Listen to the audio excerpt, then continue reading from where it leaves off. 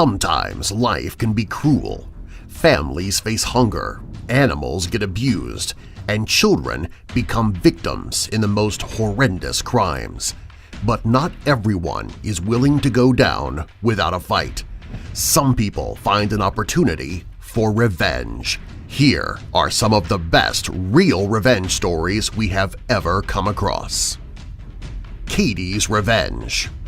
10-year-old Katie Coleman was kidnapped not far from her home in Indiana by a man named Anthony Stockelman. He took Katie captive, then proceeded to molest and murder her. Investigators found sufficient evidence to take Anthony to trial where he was convicted of the crime. But his punishment didn't stop there. Anthony happened to be sent to the same prison where Katie's cousin, Jared, was serving out a burglary sentence. Jared snuck into Anthony's cell, held him down by the throat, and gave him a large tattoo across Anthony's forehead. In big letters, it read, "Katie's Revenge." Queen of the Pirates.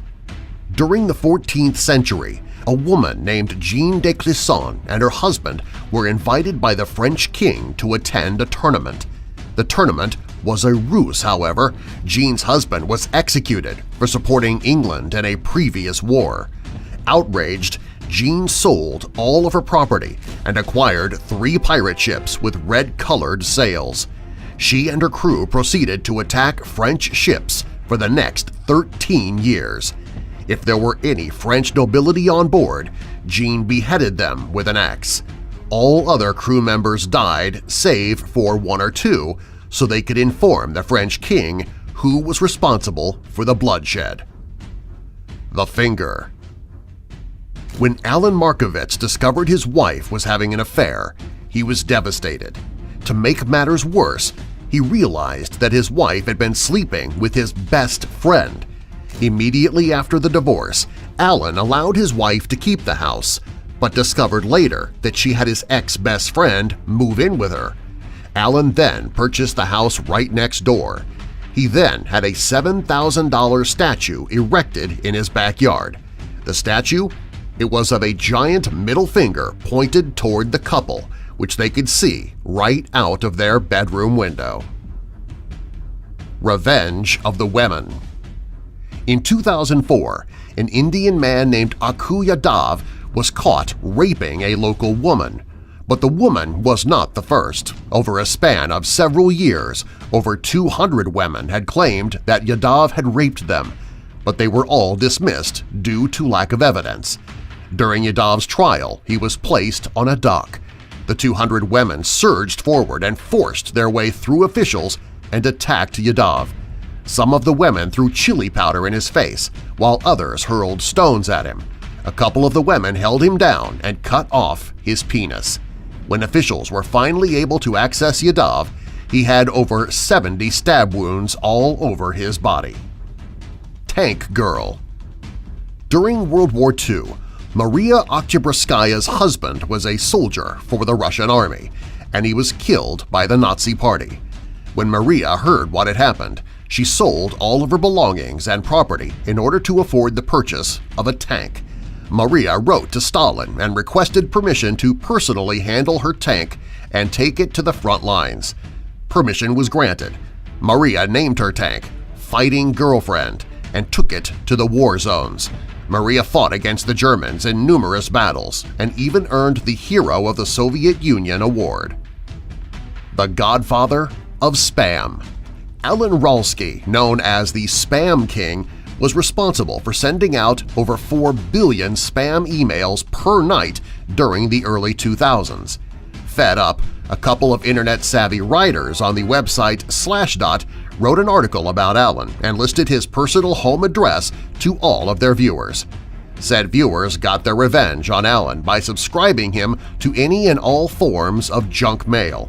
At one point, Alan was getting over 100 pounds of junk mail per day. Alan threatened to sue those involved, but he was taken to prison for 4 years after it was revealed he was involved in a fraudulent stock market scheme. The Notorious Jockstrap. Carl Erickson was often bullied as a young man in school. On one fateful day, a fellow student named Norm Johnson cornered Carl in the locker room and proceeded to humiliate him with a jockstrap. Nobody is entirely sure what occurred, but Carl was deeply scarred by the event, so much so that he never forgot or forgave Norm for the incident. 50 years went by until Carl decided it was time to have his revenge. In 2012, the 73-year-old Carl tracked down Norm Johnson and showed up at his house. When Norm confirmed his identity, Carl pulled out a gun and shot him twice in the face. Erickson was sentenced to life in prison, but it seems he still got the last laugh. The Vengeful Guitar. Dave Carroll is a guitarist for the fairly popular band Sons of Maxwell. When taking a trip for a concert in Nebraska, his guitar was mishandled by United Airlines, rendering the guitar unplayable. Dave contacted United and requested that he be compensated for the damage, but United Airlines repeatedly ignored his request. So Dave sought his revenge in a creative way. He proceeded to write numerous songs about United Airlines and how they damage property. The airline's stock went down 10% after Dave released his songs. The Brutal Message. After discovering that her husband had cheated on her, one woman decided she would seek the ultimate revenge. Mrs. Kelly hired a plane to fly a custom sign over a football stadium during a huge game. Everyone in the crowd, possibly including Scott Kelly himself, looked up to see the sign that the plane flew in. On it, in big black letters, was, "Scott Kelly has a small dick." Mrs. Kelly made sure that her ex was publicly humiliated in the worst possible way. The Emasculation of John Bobbitt. In 1993, a woman named Lorena Bobbitt called police and informed them that she had done something that you typically only hear about in men's nightmares. For many years, Lorena was subject to physical and verbal abuse at the hands of her husband.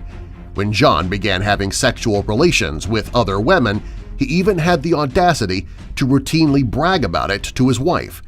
As time went on, Lorena felt she could take it no more, and the fateful day came when she snapped. John came home late one evening after having been with one of his mistresses. He went up to their bedroom and promptly fell asleep. Lorena walked into the kitchen, grabbed a knife, and quickly made her way to the bedroom.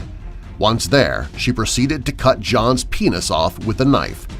A year later, she went to trial, where she pleaded not guilty on the grounds of insanity. Because of the long-term and excessive abuse, Lorena was cleared of all charges. Subscribe for more.